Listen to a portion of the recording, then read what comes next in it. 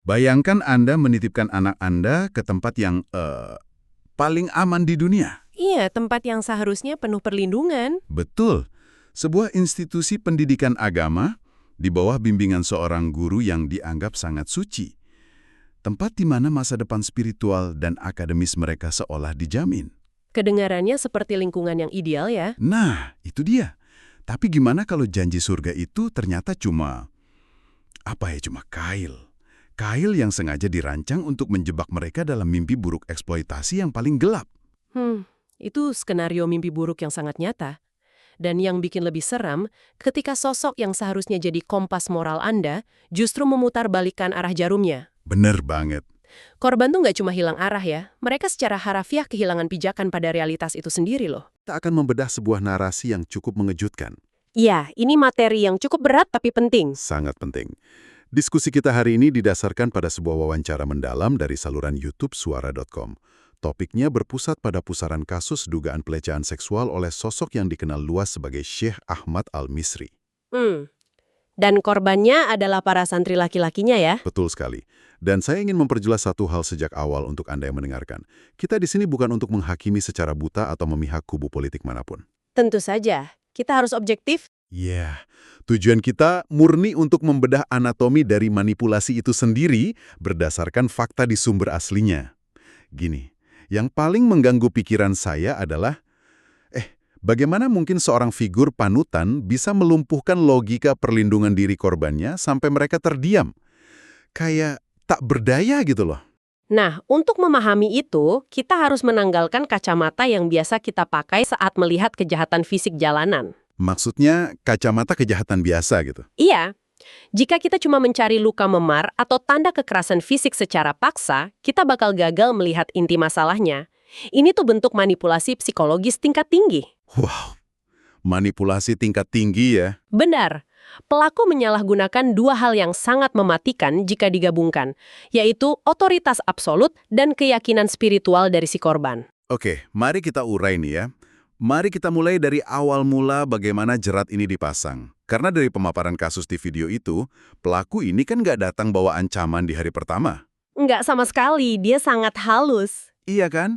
Dia nggak mendobrak pintu atau main kasar. Sebaliknya, dia datang bawa apa yang paling diimpikan oleh para santri ini. Iming-iming masa depan? Tepat. Dia menjanjikan jalan untuk belajar ke Timur Tengah, spesifiknya ke Mesir, dan menawarkan sesuatu yang disebut sanad hafalan Al-Quran. Sanad. Itu hal yang sangat besar di dunia pesantren. Betul. Bagi yang mungkin belum terlalu awam, sanad ini pada dasarnya adalah rantai keilmuan yang bersambung langsung dari generasi ke generasi, terus ke atas hingga ke Rasulullah. Nah, jika kita hubungkan ini ke gambaran besarnya, pemilihan umpan ini sangat brilian dari kacamata seorang manipulator. Brilian tapi mengerikan ya? Mengerikan sekali. Sanad itu bukan sekedar ijazah kelulusan biasa loh. Bukan sertifikat yang cuma bisa dibingkai di dinding. Iya, nilainya jauh lebih dari itu kan? Betul. Bagi seorang santri yang udah mendedikasikan seluruh masa mudanya untuk menghafal kitab suci, sanad adalah legitimasi spiritual tertinggi. Itu bukti pengakuan bahwa mereka bagian dari rantai penjaga wahyu. Luar biasa. Berarti beban moral dan kebanggaannya besar banget ya? Sangat besar. Bayangkan bobot sosial, kultural, dan kebanggaan keluarga yang nempel di janji tersebut. Siapa yang nggak akan bertekuk lutut? Oke, saya coba menganalogikan ini dengan dunia modern deh, biar lebih kebayang. Ini ibaratnya ada mahasiswa cerdas di kota kecil. Terus tiba-tiba ada profesor ternama datang nawarin beasiswa penuh ke universitas top dunia, sebut saja Harvard ataupun Oxford gitu ya. Oke, analogi yang menarik. Tapi bedanya profesor ini nggak cuma menjanjikan gelar akademis, dia juga seolah-olah memegang kunci keselamatan spiritual si mahasiswa seumur hidup. Siapa yang nggak akan merasa sangat beruntung coba? Bener banget. Analogi yang sangat tepat. Dan disinilah taktik grooming atau pengkondisian itu mulai bekerja diam-diam. Grooming ya istilahnya. Iya, pelaku ini membangun relasi kuasa yang sangat timpang sejak detik pertama mereka berinteraksi. Korban tuh langsung merasa berhutang budi bahkan sebelum ada permintaan apapun dari pelaku. Karena mereka udah dikasih harapan yang sebegitu besarnya. Tepat, mereka melihat pelaku sebagai jembatan tunggal menuju satu-satunya masa depan yang mereka impikan. Tapi tunggu. Ini yang sering bikin saya penasaran. Dan mungkin Anda yang mendengarkan juga mikir hal yang sama. Umpan sebesar apapun, bukankah insting manusia bakal otomatis menyalakan alarm bahaya kalau ada gelagat aneh? Secara alami, iya, pasti ada alarm itu. Nah, terus di titik mana batasan wajar antara seorang guru dan murid ini mulai bergeser tanpa disadari sama korbannya? Gini, alarm itu sebenarnya nyala di awal. Tapi manipulator yang ulung itu tahu cara mematikannya secara perlahan. Mereka pakai proses yang namanya micro-boundary crossing. Micro-boundary crossing. Pelanggaran batas berskala mikro gitu ya? Betul, pelaku nggak akan langsung melakukan pelecehan ekstrim di hari pertama. Nggak mungkin. Mereka mungkin mulai dengan permintaan tolong yang sifatnya agak terlalu personal. Oh, yang pelan-pelan masuk ke ranah pribadi. Iya, terus bergeser ke obrolan yang sedikit melewati batas privasi. Dan karena ini dibalut dengan dalih kepatuhan murid kepada guru besar yang dihormati, korban dipaksa menormalisasi ketidaknyamanan itu. Panaskan pelan-pelan ya. Kataknya nggak sadar airnya udah mendidih sampai akhirnya terlambat buat lompat keluar. Sangat akurat. Harapan besar untuk pergi ke Mesir dan dapat sanad, itu bikin korban secara aktif menekan insting bahaya mereka sendiri. Wow, mereka menekan instingnya sendiri. Iya, tiap kali mereka merasa ada yang janggal, pikiran mereka sendiri yang menetralisirnya. Mereka kayak membatin, mungkin memang begini ya cara guru besar menguji keikhlasan muridnya. Astaga, jadi pikiran korban justru bekerja melawan insting perlindungan diri mereka sendiri ya? Benar, pikiran mereka dimanipulasi untuk melindungi si pelaku. Nah, setelah fondasi kepatuhan buta ini terbangun kokoh, kita masuk ke fase di mana mimpi buruk itu benar-benar terjadi. Momen di mana batas fisik akhirnya dilanggar. Fase yang sangat kritis. Dan reaksi alami korban dari wawancara itu tentu saja mereka sangat terkejut. Mereka sampai nanya langsung ke pelakunya, kok begini, Syekh? Berarti mereka sadar kalau itu salah secara moral. Iya, mereka sadar ini salah. Tapi alih-alih panik atau mundur karena ketahuan, pelaku justru membalas dengan pencucian otak yang luar biasa jahat. Nah, di titik inilah kekerasan yang sesungguhnya terjadi. Bukan cuma kekerasan fisiknya, Tapi ada yang lain. ya, perusakan realitas. Ketika korban mulai mempertanyakan moralitas dari pelecehan itu, pelaku langsung memelintir dogma suci untuk membungkam kebingungan mereka. Disinilah bagian yang benar-benar mengejutkan ya. Bikin saya merinding waktu membedah fakta-faktanya. Pelaku ini berdalih dengan mencatut nama-nama figur paling suci dalam agama. Astaga, itu manipulasi yang sangat ekstrim. Beneran, ketika ditanya kenapa dia melakukan pelecehan itu, pelaku malah mengklaim kalau Rasulullah juga melakukan hal serupa dengan Ali bin Abi Thalib. Hah, gimana coba? Itu fitnah yang luar biasa keji terhadap sejarah agama mereka sendiri. Dan belum berhenti di situ loh. Ada momen di mana pelaku mengajak korban menonton tayangan pornografi. Terus, pas korban syok dan protes, pelaku dengan entengnya bilang kalau Imam Syafi'i pun pasti akan menonton tayangan seperti itu. Imam Syafi'i, ulama besar itu. Iya, dia nyebut nama salah satu ulama paling brilian dan dihormati sepanjang sejarah buat membenarkan kelakuan bejatnya. Dia pakai palu dogma untuk menghancurkan kompas moral korbannya. Iya, yang memprihatinkan di sini adalah apa yang terjadi di dalam otak korban saat mendengar kalimat-kalimat itu.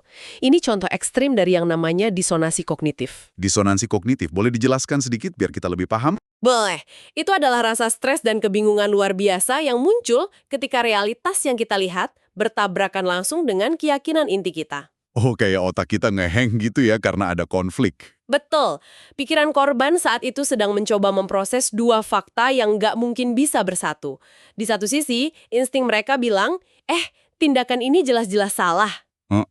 Tapi di sisi lain, otak mereka dipaksa menerima bahwa orang yang ngelakuin ini adalah guru suci yang mewakili kebenaran itu sendiri. Oke, saya paham soal kebingungan mentalnya.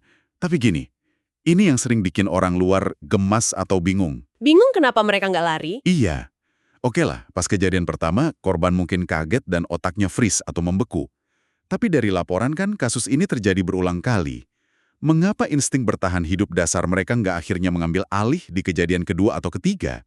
Itu pertanyaan yang wajar dari kacamata orang luar. Maksudnya, bukankah rasa sakit atau kejanggalan yang berulang itu lama-lama bakal ngalahin dogma apapun?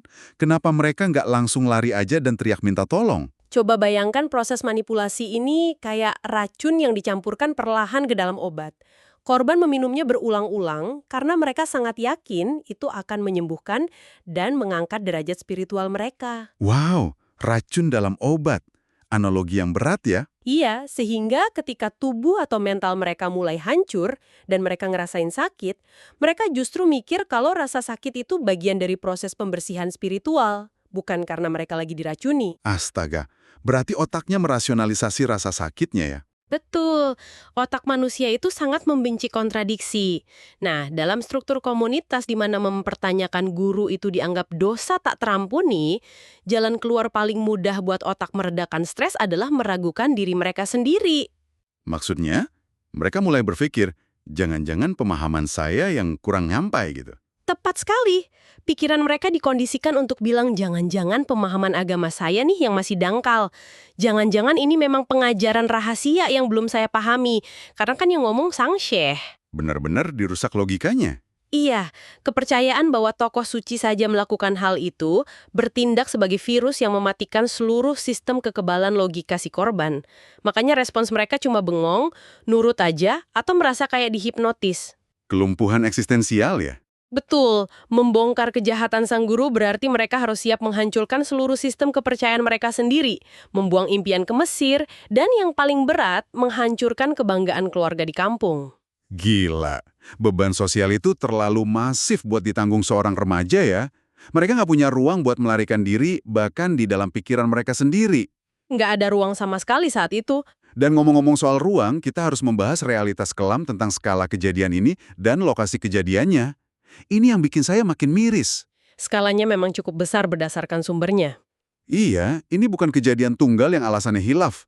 Ada 5 korban yang berhasil diidentifikasi dan berani bersuara.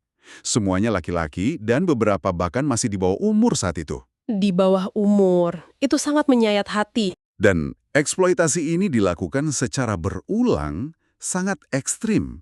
Berdasarkan sumber, bahkan hingga pelaku mencapai klimaks kepuasannya. Tapi, dari semua detail gelap ini, ada satu hal yang paling menampar saya. Apa itu? Tempat kejadiannya. Banyak dari tindakan pelecehan ini dilakukan di tempat ibadah. Astaga, itu bentuk penodaan ruang psikologis yang paling brutal yang bisa dibayangkan. Iya kan?